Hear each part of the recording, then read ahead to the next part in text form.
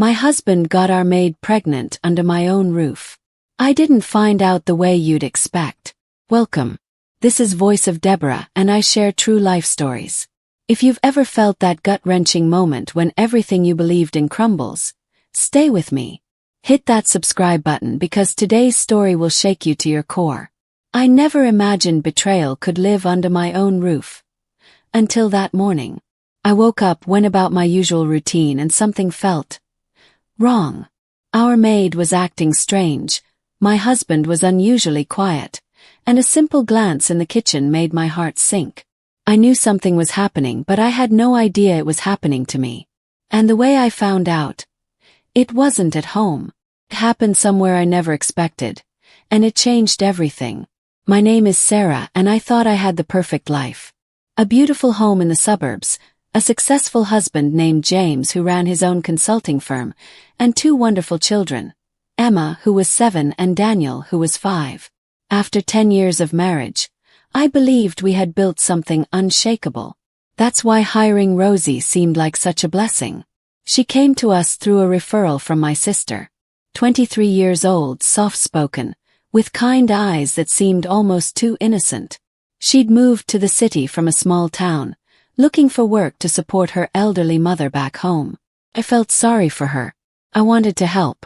She's perfect, I told James that first week. The kids love her, and she's so hardworking. He barely looked up from his laptop. That's great, honey. I should have noticed then. The way his eyes lingered just a second too long when Rosie walked past. The way he started coming home for lunch more often. Something he'd never done in our entire marriage. But I trusted him. I trusted them both. The first real sign came 3 months later, on a Tuesday morning in October. I was running late for a parent-teacher conference at Emma's school. I rushed downstairs, grabbed my keys, and froze. Rosie was standing by the kitchen sink, her hand pressed against her stomach, her face pale as chalk. She was crying, quiet, desperate tears that she was trying to hide. Rosie, are you okay? She jumped, startled, and quickly wiped her face. Yes, ma'am. Just feeling a bit sick. It's nothing. Have you seen a doctor? Her eyes darted toward the hallway, where James's home office was. No, ma'am. I'm fine. Really? Something about the way she looked toward his office made my stomach tighten. But I was late. I told myself I was being paranoid. I had no idea what was growing in the shadows of my own home. Over the next 2 weeks, things got stranger. James started staying up late, claiming he had important client calls. But I could hear him whispering in his office, his voice low and urgent. When I asked who he was talking to, he'd say it was work. Always work. Rosie started wearing baggy clothes. She'd rush to the bathroom several times a morning, and I could hear her getting sick. Morning sickness, my mind whispered, but I pushed the thought away. She was young. Maybe she had a boyfriend I didn't know about. Then came the argument that changed everything. It was a Friday night. The kids were asleep, and I'd opened James's laptop to check our bank statements, something I did every month to keep track of our finances. We had a joint account, complete transparency. Or so I thought. That's when I saw them. Transfers. Multiple transfers to an account I didn't recognize. $500. 700,000. Over the past 3 months, nearly $8,000 had been moved out of our savings. My hands were shaking when James walked into the bedroom. What is this? I turned the laptop toward him, my voice sharp. His face went white. Sarah, I can explain. Explain what? Where is our money going? It's complicated. Complicated. That's $8,000, James. $8,000 that you've been secretly transferring without telling me. He ran his hand through his hair, a gesture I'd seen 100 times when he was stressed. But this time there was something else in his eyes. Guilt. I've been helping someone, he said quietly. Helping who? He hesitated. And in that hesitation, my entire world shifted. Rosie, he finally said. The room started spinning. What? She needed money. Her mother was sick, and she had some unexpected expenses. $8,000 worth of unexpected expenses. For our maid. Are you insane? Sarah, please. Is there something you're not telling me? The silence that followed was deafening. But he didn't confess. Not then. Instead, he said, "You're overreacting. I was just trying to help someone in need. Isn't that what we're supposed to do?" I wanted to believe him. God, I wanted to believe him so badly. But something inside me had cracked. That night I couldn't sleep.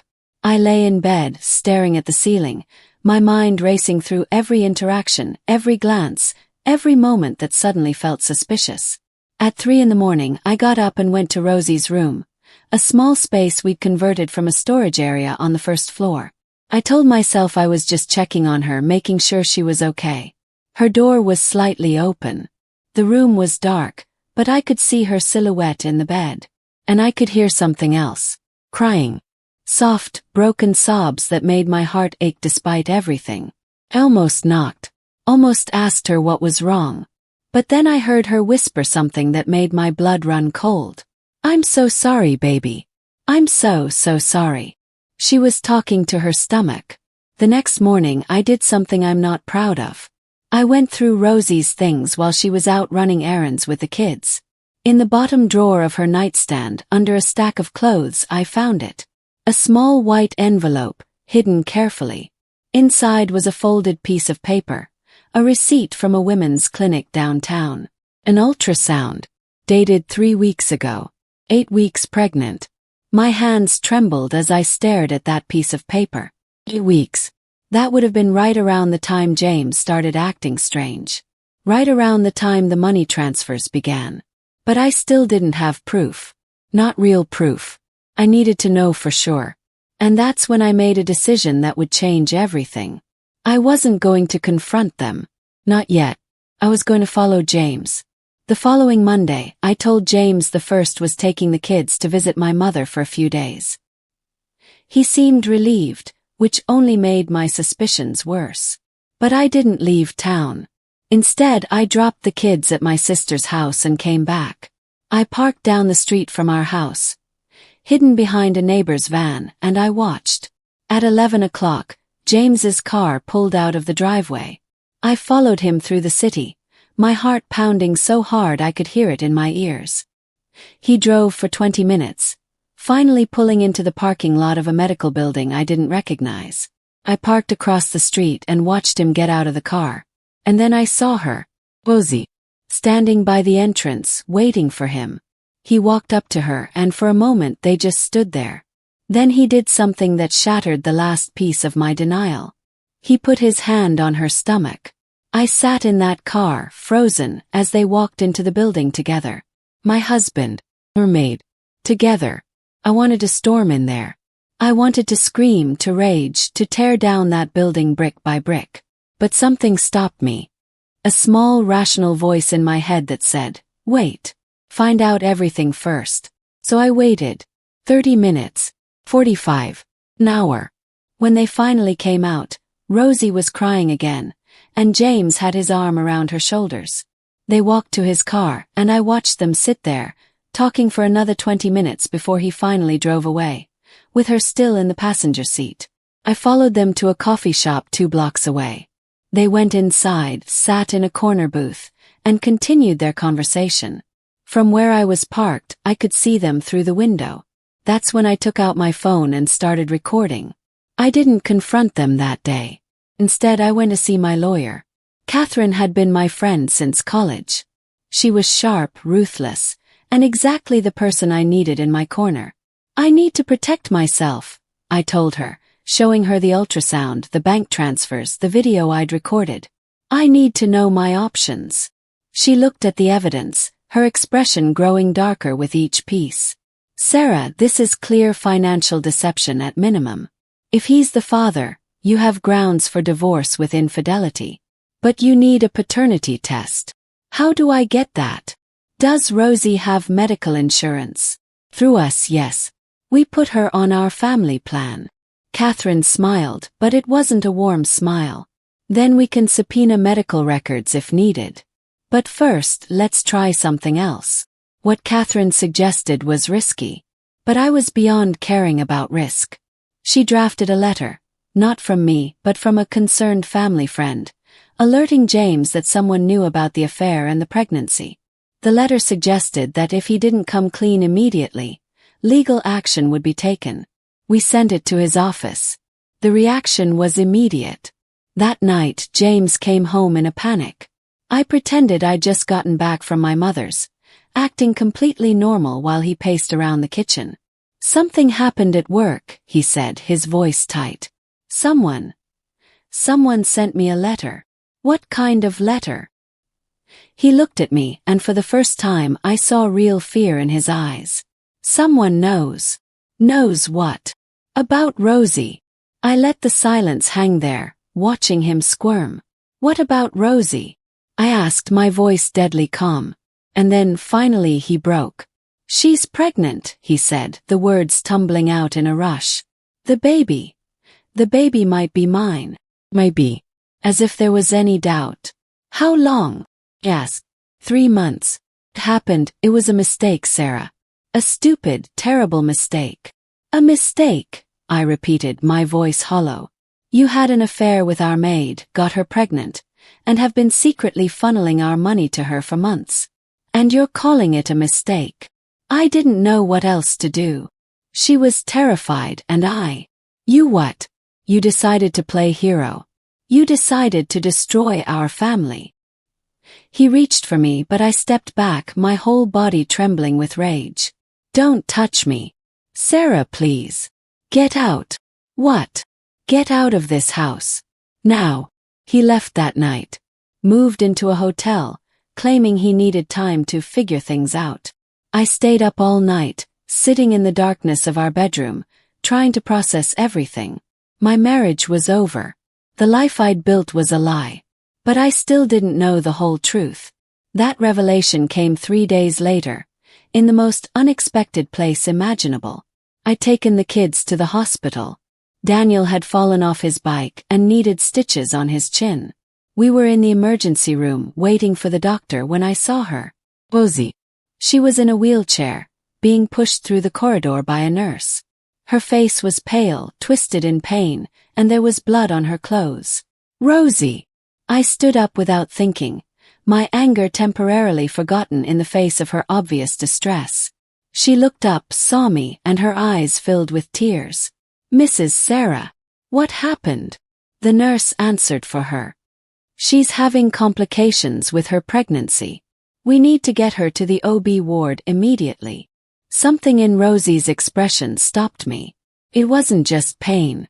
It was fear. Raw, primal fear that had nothing to do with the pregnancy. "Can I come with her?" I asked the nurse. "Are you family?" I hesitated. What was I? "I'm her employer. She lives with us." The nurse nodded. "Follow me." They took Rosie into an examination room. I waited outside, pacing, my mind a chaos of emotions. I hated her. I hated what she'd done. But seeing her like that, so vulnerable and scared. The doctor came out 20 minutes later. "Are you Mrs. Sarah?" "Yes. Rosie is asking for you. She's stable now, but she wants to talk to you. Alone." I followed him into the room. Rosie was lying in the bed, and 4 in her arm, her eyes red from crying.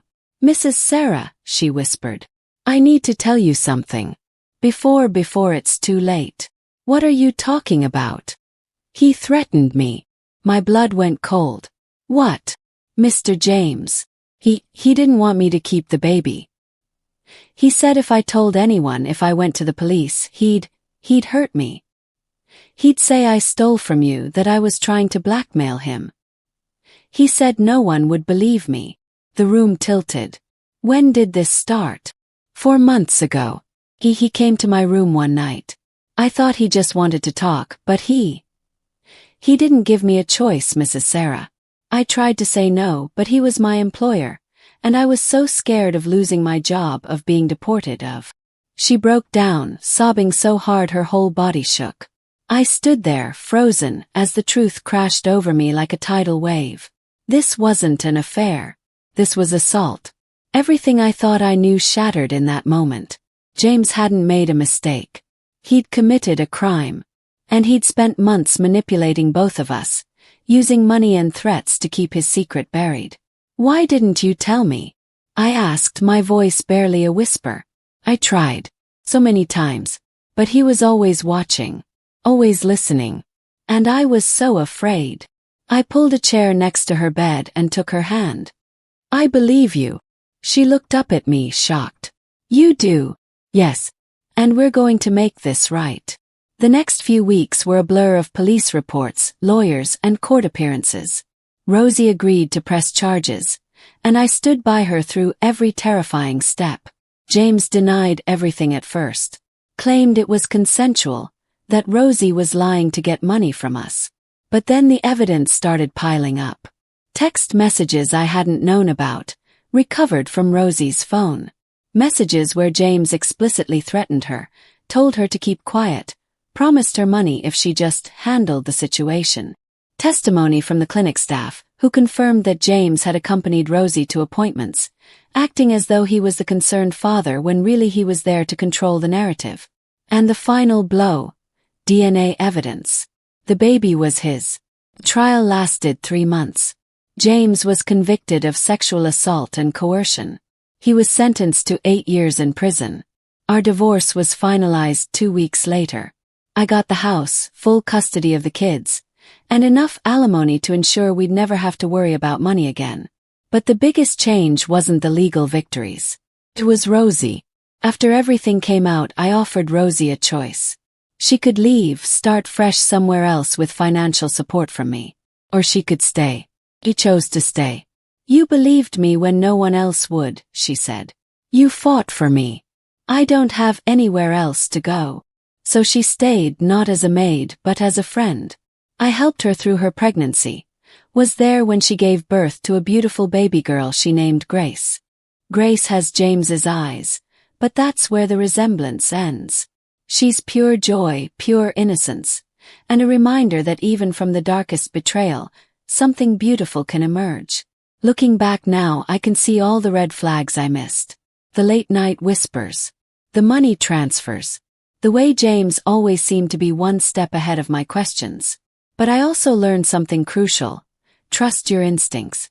That morning when I woke up and felt something was wrong, I was right. The problem was that I let doubt and denial override what my gut was screaming at me. If I could give advice to anyone watching this, it's this. When something feels off, investigate. Don't make excuses. Don't let fear of the truth keep you in the dark. Because the truth, no matter how painful, is always better than living a lie. Today, 3 years later, I'm rebuilding my life. Emma and Daniel are thriving. Rosie is working toward her GED and dreaming of going to college. Grace is learning to walk and filling our home with laughter. And me. I'm stronger than I ever thought possible. Betrayal didn't destroy me. It revealed who I really was, and who I wanted to be. If this story resonated with you, please hit that subscribe button. Share this video with someone who might need to hear it. And remember, you are stronger than whatever darkness you're facing. This is Voice of Deborah, and these are our stories. Thank you for listening, and I'll see you in the next one. Stay strong, stay vigilant, and never stop trusting yourself.